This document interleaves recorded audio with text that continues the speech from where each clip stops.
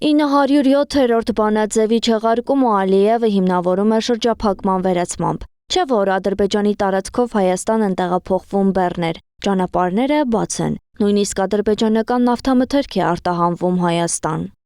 Ալիևը վերեք բացահայտ ասաց, որ Դոնալդ Թրամփը իրականացրել է Ադրբեջանի ծրագիրը, ինչն իրեն ուժեղացնում, ինչ ասես ասում։ Այդ օրը եթե պետք է լինի Դոնալդ Թրամփին, որ դա չեղարկի, որ Ադրբեջանից բամբոկի, առաջտուրը անել է։ Ամերիկանի չի այս անգամ չեղարկել։ Որտեղ իր համար պահվում է trade-off ասած գաղափարի համար հերթական մի գործիք է, որը պետք է լինի կվաճառի։